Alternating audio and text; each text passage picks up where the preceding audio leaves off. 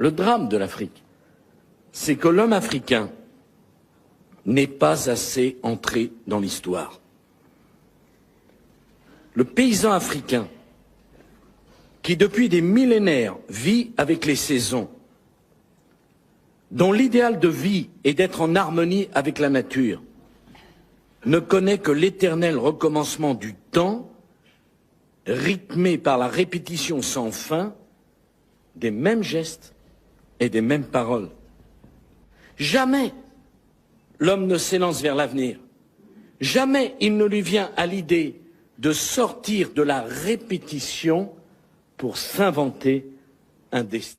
Regardez, dès que vous parlez de patrimoine culturel, la gauche occidentale et la droite se touchent. Et souvent la gauche est plus minable que la droite. Faites l'expérience, on vous accorde l'égalité abstraite, mais l'idée que des nègres aient pu connaître une promotion historique dans le passé leur est réfractaire. Ils sont réfractaires à cette idée. Et parce que leur formation intellectuelle tardivement acquise se situe à un niveau très superficiel, au niveau du cortex, au niveau de l'intellect. Mais la formation qu'ils ont reçue tous dans leur plus tendre enfance, les clichés auxquels ils sont habitués dans leur environnement d'enfance, les caricatures et tout, comme je vous le montrais ici, aussi dans le monde méridional, c'était l'inverse.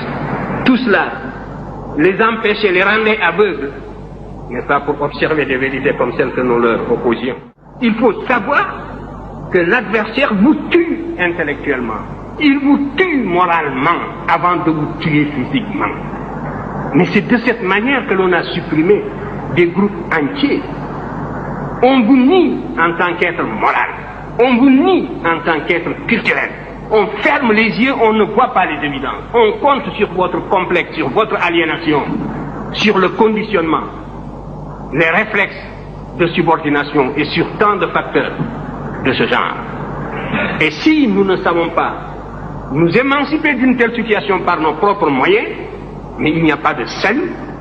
Parce que le conflit, il est partout, il est à tous les niveaux, il est dans tous ces débats, il est jusque dans nos relations internationales les plus feutrées. Nous menons et on mène contre nous le combat le plus violent même que celui qui a conduit à la disparition de certaines espèces.